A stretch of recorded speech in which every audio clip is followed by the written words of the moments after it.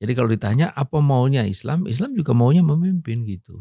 Lalu apa bedanya dengan kepemimpinan yang ada sekarang ini? Bedanya adalah kalau Islam itu dia akan selalu menggunakan apa yang disebut rule based order gitu. Tatanan yang berbasis aturan. Aturannya apa? Nah ini aturannya rahmatan lil alamin, itulah Islam.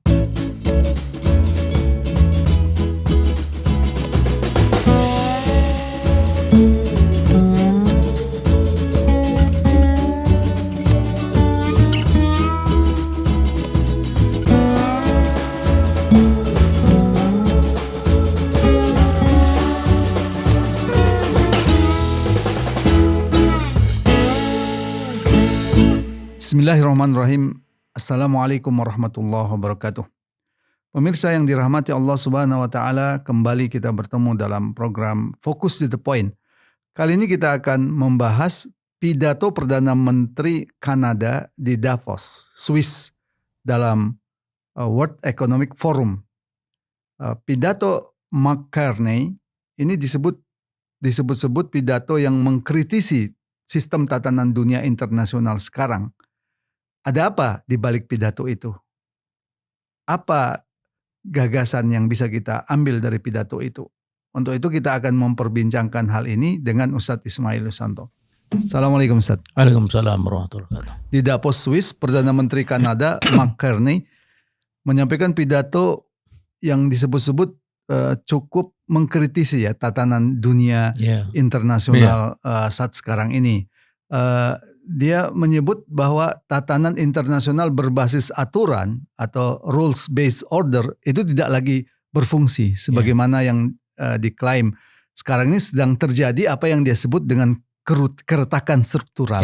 Bagaimana Ustaz Ismail melihat pidato ini? Iya, saya kira Perdana Menteri Kanada sedang berbicara tentang apa yang sedang terjadi ini hari dan dunia menyaksikannya. Betul apa yang dia katakan bahwa dunia sedang bergeser dari apa yang disebut rules based order, ya, tatanan yang berbasis aturan, menuju kepada power based order, tatanan yang berbasis atau berdasar kepada kekuatan.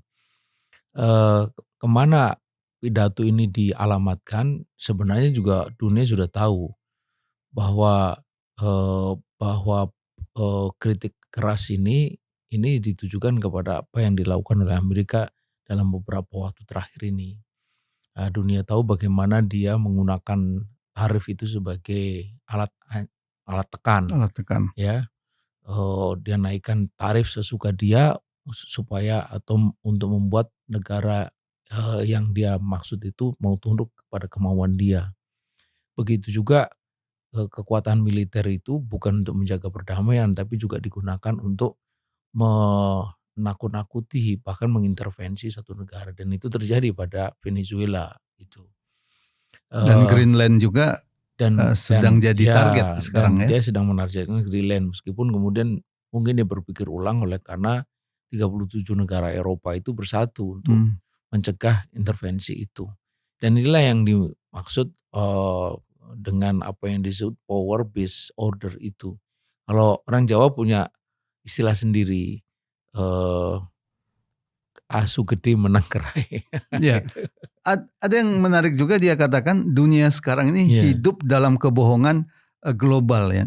Banyak negara-negara yang terutama yang kelas menengah seperti Kanada ini berpura-pura bahwa sistem internasional sekarang sistem internasional yang adil gitu. Itu tidak lain untuk mencari aman dan dia mengkritisi hal itu. Bagaimana menurut Ustaz Ismail? Iya, mereka tahu bahwa jika mereka itu katakanlah membangkang ya dalam tanda petik terhadap the ruling power, negara yang sedang memimpin dalam hal ini Amerika itu tahu resikonya gitu.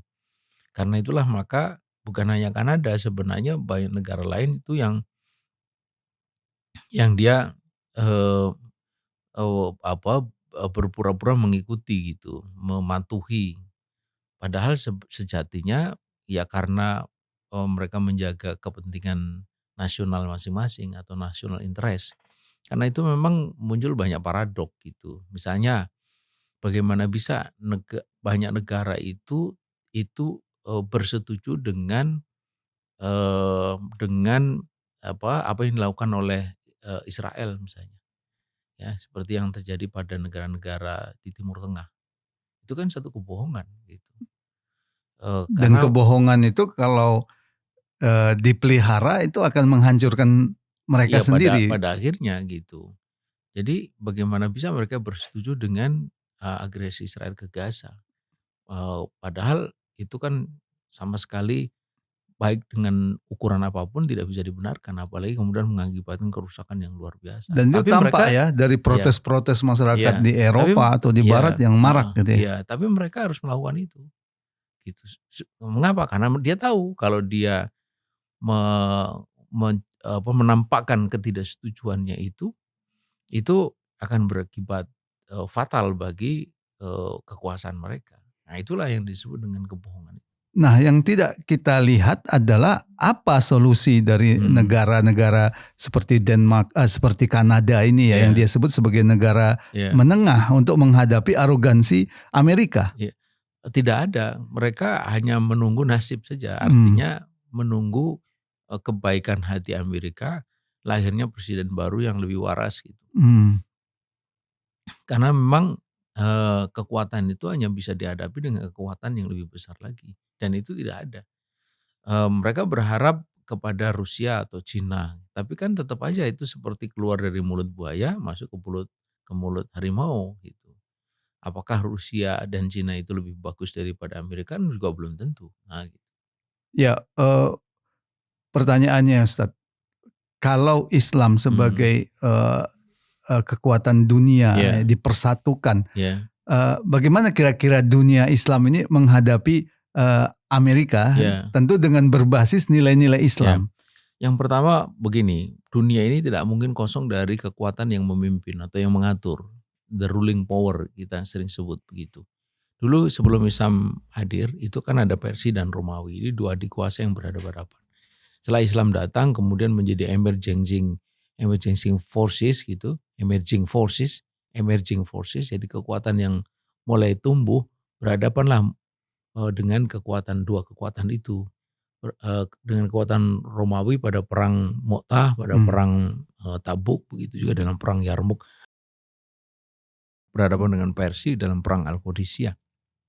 Persia tumbang, kemudian berhadapan Islam dengan Romawi. Romawi Timur tumbang, akhirnya sisalah Romawi Barat. Dan Islam memimpin dunia lebih dari 700 tahun. Jadi kalau ditanya apa maunya Islam, Islam juga maunya memimpin gitu. Hmm. Lalu apa bedanya dengan kepemimpinan yang ada sekarang ini? Bedanya adalah kalau Islam itu dia akan selalu menggunakan apa yang disebut rule based order gitu. Tatanan yang berbasis aturan. Aturannya apa? Nah ini aturannya rahmatan lil alamin, itulah Islam gitu. Berbeda dengan sekarang. Kalau sekarang ini ada the ruling power, tapi dia gunakan power based order gitu. Mengapa? Karena selama dia itu mengikuti aturan-aturan yang ada, mereka tidak bisa mendapatkan keinginan-keinginan atau tujuan-tujuannya. Islam juga punya keinginan, tapi keinginannya adalah Islam itu nyebar, orang itu memahami Islam. Keinginan besarnya kan itu, memahami Islam, memeluk Islam, kemudian taat kepada aturan Islam, dan taat itu membawa kebaikan kepada dia, kepada keluarganya, kepada masyarakat dan negara. Itu Apa yang gitu. Ustadz Ismail bisa buktikan gitu ya, Ya. bahwa kalau Islam Hmm. berkuasa tidak seperti kapitalis yang mengeksploitasi kekayaan Ya, alam negara lain, ya, merampoknya, ya, merampasnya. Apa yang Ustadz Ismail ya, bisa katakan untuk itu? ya. Sejarah membuktikan hal itu kan. Eee, kita memang hanya bisa menunjukkan pada sejarah, dan sejarah itu adalah, alat bukti yang paling tangguh karena dia membuktikan kepada dunia secara objektif. Misalnya para sejarawan menyebut the golden age itu 700 tahun. Karen Armstrong itu menyebut the Jews enjoyed their golden age under Islam in Andalusia. Jadi orang Yahudi, jangan lagi orang Islam ya, orang Yahudi pun dia merasakan, abad keemasan di bawah Islam saat mereka ada di Andalusia. Ketika Islam masuk ke, Mesir, itu penduduk suku Koptik yang beragama Nasrani membantu Amr bin As membebaskan Mesir dari penguasa Romawi yang beragama Nasrani juga, gitu kan. Itu sesuatu yang aneh gitu. Biasanya kan penduduk yang, berbeda agama akan menentang, tapi ini malah justru membantu karena dia tahu bahwa Islam datang untuk membebaskan mereka.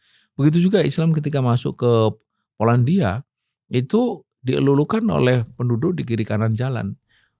Bukan mereka lari kemudian bersembunyi di kolong tempat tidur karena ketakutan, tidak, karena mereka tahu bahwa pasukan Islam datang untuk membebaskan juga gitu. Nah itu sejarah yang tidak bisa dibantah ya, dan diceritakan dengan sangat bagus di dalam buku Keabadian Risalah Muhammad. Itu adalah bukti-bukti yang menunjukkan bahwa Islam itu hadir dengan, kalau istilah sekarang itu, menata dunia dengan basis aturan gitu. Rule based order, itulah syariat Islam, dan itulah yang dimaksud dengan rahmatan lil alamin. Jadi yang menentukan itu adalah basis ideologinya. Basis ideologinya itu satu, ya. Kemudian yang kedua adalah institusinya. Institusinya. Karena kalau basis ideologi saja tapi tanpa institusi kan seperti kita punya senjata tapi tidak ada yang bisa menggunakannya. Nah, artinya disitulah dibutuhkan khilafah ala minhajin nubuwah itu ya, untuk di situ. Karena karakternya yang bersifat global. Karena itu kalau ada orang Islam itu yang menolak itu, sebenarnya dia secara langsung atau tidak langsung merelakan dunia dipimpin oleh adik kuasa jahiliyah seperti sekarang. Nah, gitu. Dan memenjarakan dirinya dalam penjajahan. Baik, Ustaz Ismail, terima kasih. Pemirsa, demikian tadi kritik kita tentang apa yang disampaikan oleh Perdana Menteri Kanada ya dalam pidatonya di Davos ya. Ada kritik yang benar, tapi solusinya tetap dalam kerangka kapitalisme. Disitulah Islam seharusnya kita tawarkan sebagai solusi. Semoga bermanfaat. Assalamualaikum warahmatullahi wabarakatuh.